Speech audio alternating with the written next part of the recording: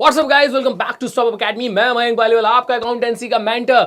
आज की वीडियो में हम डिस्कस करने जा रहे हैं क्लास 11 अकाउंटेंसी से chapter number 1 introduction to accounting का हमारा अगला टॉपिक अकाउंटिंग इन्फॉर्मेशन। बच्चों, इस टॉपिक में हमें यह समझना है कि अकाउंटिंग इन्फॉर्मेशन क्या होती है और उसके कौन कौन से क्वालिटेटिव कैरेक्टरिस्टिक्स होते हैं। तो बिना देरी करे बच्चों, सबसे पहले हम लोग चलते हैं यहां पर अकाउंटिंग इन्फॉर्मेशन की मीनिंग पे। शॉर्ट में बताऊं आपको, अकाउंटिंग इन्फॉर्मेशन कुछ नहीं है बच्चों, आपकी फर्म के फाइनेंशियल स्टेटमेंट्स हैं। अकाउंटिंग इन्फॉर्मेशन आपके एंड प्रोडक्ट्स होते हैं अकाउंटिंग प्रोसेस के। आप साल भर ट्रांजैक्शंस करते हैं, उन्हें रिकॉर्ड करते हैं, क्लासिफाई करते हैं, और at the end of the year to know the profit and loss of the business, to know the financial position of the business, आप प्रिपेयर करते हैं फाइनेंशियल स्टेटमेंट्स। उन्हीं फाइनेंशियल स्टेटमेंट्स को बोला जाता है अकाउंटिंग इन्फॉर्मेशन। यहां देख लीजिए, accounting information refers to the financial statements. ठीक है, वही बात निकल कर आ गई कि अकाउंटिंग इन्फॉर्मेशन बेसिकली अपने आप में क्या है, हमारी फर्म के फाइनेंशियल स्टेटमेंट्स कैसे बनाए जाते हैं, generated through the process of book keeping. तो ये चीज भी हम लोग ऑलरेडी प्रीवियस वीडियोस में डिस्कस कर चुके हैं कि ट्रांजैक्शंस को सबसे पहले रिकॉर्ड किया जाता है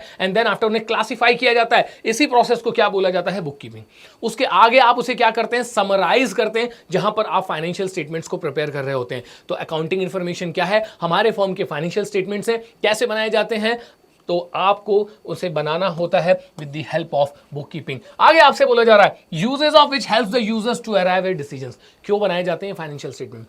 सो डैट हम उन फाइनेंशियल स्टेटमेंट्स की मदद से हर वो जरूरी जानकारी हासिल कर लें जो कि हमें डिसीजन लेने से पहले जानना जरूरी है। तो बेसिकली फाइनेंशियल स्टेटमेंट्स जितने भी यूजर्स होते हैं अकाउंटिंग इंफॉर्मेशन के, उनको हेल्प करते हैं कि वो उन बेसिस पे, मतलब फाइनेंशियल स्टेटमेंट या फिर अकाउंटिंग इंफॉर्मेशन की बेसिस पे इन्फॉर्म और इकोनॉमिक डिसीजंस ले सके। तो चलिए इसको फटाफट एक और बार फिर से समझ लेते हैं। क्या है accounting information? Sir, accounting information है हमारे फर्म के फाइनेंशियल स्टेटमेंट्स। कैसे बनाए जाते हैं? With the help of book keeping. क्यों बनाए जाते हैं? सो डेट इन फाइनेंशियल स्टेटमेंट्स की मदद से यूजर्स किसी इकोनॉमिक डिसीजंस तक पहुंच सके। अब क्यों बनाए जाते हैं इसमें एक और बार देख लेते हैं। The financial statement so generated are the income statement. तो फाइनेंशियल स्टेटमेंट के अंदर होता क्या क्या है? इनकम स्टेटमेंट होता है। क्यों बनाया जाता है? To know the profit and loss of the business. और क्या होता है हमारे, क्या कहते हैं, फाइनेंशियल स्टेटमेंट्स के अंदर सब पोजीशन स्टेटमेंट्स होते हैं, जिनको हम लोग क्या कहते हैं, बैलेंस शीट। क्यों बनाई जाती है? सब बैलेंस शीट बनाई जाती है to know the financial position of the business, हमारे बिजनेस के एक पर्टिकुलर डेट पे एसेट्स और लायबिलिटीज का स्टेटस क्या है। आगे चलते हैं बच्चों। अब यहां पर बात की जा रही है qualitative characteristics of accounting information की। Qualitative characteristics of accounting information से यहां मतलब है कि आप जब भी फाइनेंशियल स्टेटमेंट्स बनाएंगे, आपके फाइनेंशियल स्टेटमेंट्स के अंदर ये 4 क्वालिटेटिव कैरेक्टरिस्टिक्स होने ही चाहिए। नंबर 1 है रिलायबिलिटी। ऑब्वियस सी बात है कि जो फाइनेंशियल स्टेटमेंट्स हम अपने यूजर्स तक पहुंचा रहे हैं, जो अकाउंटिंग इंफॉर्मेशन हम अपने यूजर्स तक पहुंचा रहे हैं, वो रिलायबल होनी चाहिए। Accounting information should be reliable.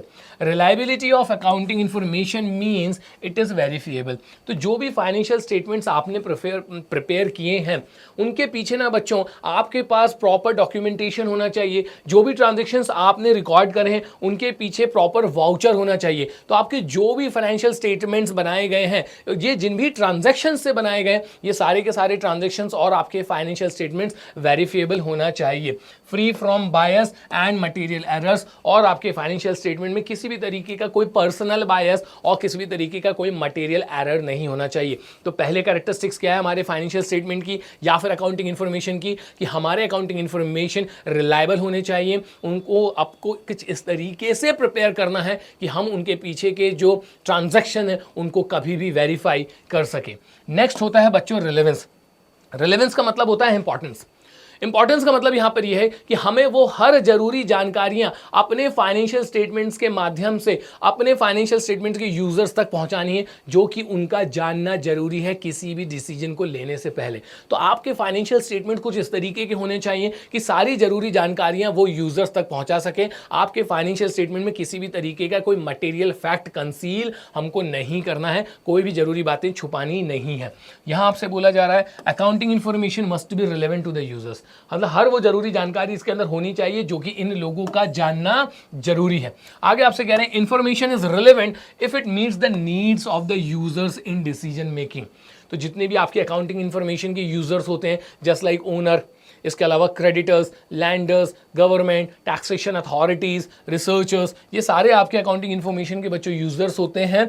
तो यहाँ पर रिलेवेंस का मतलब ये है कि जो भी यूजर्स हैं हमारी अकाउंटिंग इन्फॉर्मेशन के, वो जो भी जानना चाहते हैं वो सारी की सारी जरूरी इन्फॉर्मेशन हमारे फाइनेंशियल स्टेटमेंट्स के अंदर होना चाहिए। तो आप देख सकते हैं बच्चों, मैं यहाँ पे अकाउंटिंग इन्फॉर्मेशन को बार बार रिप्लेस कर रहा हूँ फाइनेंशियल स्टेटमेंट से, क्योंकि अकाउंटिंग इन्फॉर्मेशन ही फाइनेंशियल स्टेटमेंट्स है। इसके बाद है अंडरस्टैंडेबिलिटी। अब आपको अपने फाइनेंशियल स्टेटमेंट कुछ इस तरीके से प्रिपेयर करने हैं कि जब कभी कोई भी यूजर्स उसमें से इंफॉर्मेशन निकालने की कोशिश करेगा तो वो इतने आसान तरीके से बने हुए होना चाहिए कि हमें बड़े ही अच्छे से वो समझ में आ जाए, आसानी से समझ जाए। आपको उसको बहुत कॉम्प्लेक्स तरीके से फ्रेम नहीं करना है, आपको उसको किस तरीके से प्रेजेंट करना है कि कोई भी व्यक्ति उन फाइनेंशियल स्टेटमेंट्स को बड़ी ही आसानी से समझकर इन्फॉर्म्ड और इकोनॉमिक डिसीजंस ले सके। Understandability means that information provided through the financial statement must be presented in a manner that the user are able to understand it। तो अंडरस्टैंडेबिलिटी का मतलब यहाँ पर क्या है कि हम जो कुछ भी इंफॉर्मेशन फाइनेंशियल स्टेटमेंट्स के थ्रू यूजर्स तक पहुँचाना चाहते हैं वो कुछ इस तरीके से प्रेजेंट होनी चाहिए कि कोई भी यूजर उसको बड़ी ही आसानी से समझ सके। और लास्ट में बच्चों हमारा जो होता है वो होता है कंपैरेटिबिलिटी। कंपैरेटिबिलिटी का मतलब यह है कि आपकी अकाउंटिंग इन्फॉर्मेशन, जिसको मैं क्या कह रहा हूँ, फाइनेंशियल स्टेटमेंट्स, आपके फाइनेंशियल स्टेटमेंट्स कुछ इस तरीके से प्रिपेयर होने चाहिए कि हम उनका अपने ही पास्ट परफॉर्मेंस से कंपैरिजन कर सकें, या हम अपनी फर्म का दूसरे फर्म के परफॉर्मेंस से कंपैरिजन कर सकें। मतलब वो कुछ इस तरीके से प्रिपेयर होने चाहिए कि उनके अंदर कंपैरिजन क्या हो, आसान हो। Comparability means that the users should be able to compare the accounting information of an enterprise of the period either with that of other periods known as intra firm comparison. Comparability का यहाँ पे मतलब क्या है कि आपके financial statement कुछ इस तरीके से प्रिपेयर्ड होने चाहिए कि हम उसके अंदर कंपैरिजन कर सकें अपनी अकाउंटिंग इन्फॉर्मेशन का। कहाँ से कंपैरिजन करोगे? अपने ही पास्ट रिजल्ट से, जिसे क्या बोला जाता है, इंट्रा फर्म कंपैरिजन, और with the accounting information of other enterprises known as inter firm comparison. या फिर हम अपनी कंपनी के फाइनेंशियल स्टेटमेंट्स का, अपनी फर्म के फाइनेंशियल स्टेटमेंट्स का कंपैरिजन करेंगे दूसरे की फर्म के फाइनेंशियल स्टेटमेंट से, जिसे क्या बोला जाता है, इंटर फर्म कंपैरिजन। तो यहाँ बच्चों आज हम लोगों ने समझा कि हमारी अकाउंटिंग इन्फॉर्मेशन क्या है। तो अकाउंटिंग इन्फॉर्मेशन कुछ नहीं है बच्चों, प्रिपरेशन ऑफ फाइनेंशियल स्टेटमेंट जो है वही अकाउंटिंग इन्फॉर्मेशन है। आपने जो फाइनेंशियल स्टेटमेंट बनाया उसकी मदद से हम आपके बिजनेस से रिलेटेड सारी जरूरी जानकारियां जो है वो इकट्ठी कर लेंगे। अब हमने ये देखा कि फाइनेंशियल स्टेटमेंट्स के अंदर कौन कौन से कैरेक्टरिस्टिक्स होने चाहिए। तो 4 क्वालिटेटिव कैरेक्टरिस्टिक्स प्रेजेंट होने चाहिए किसी भी अकाउंटिंग इन्फॉर्मेशन में। तो आपको ध्यान रखना है कि आपके फाइनेंशियल स्टेटमेंट कैसे होने चाहिए, रिलायबल। आपके फाइनेंशियल स्टेटमेंट कैसे होने चाहिए, रिलेवेंस। आपके फाइनेंशियल स्टेटमेंट कैसे होने चाहिए, अंडरस्टैंडेबल। और आपके फाइनेंशियल स्टेटमेंट कैसे होने चाहिए, कंपेरेबल। एकदम क्लियर। तो बच्चों अब हम मिलने वाले हैं अगले वीडियो में, जहां पर मैं आप लोगों के लिए लेकर आ रहा हूं अगला topic, users of accounting. Thanks for watching. हमारे चैनल स्टेप अप अकेडमी को लाइक करना, शेयर करना और सब्सक्राइब करना बिल्कुल भी ना भूलें। मिलते हैं बच्चों अगले वीडियो में। जय हिंद।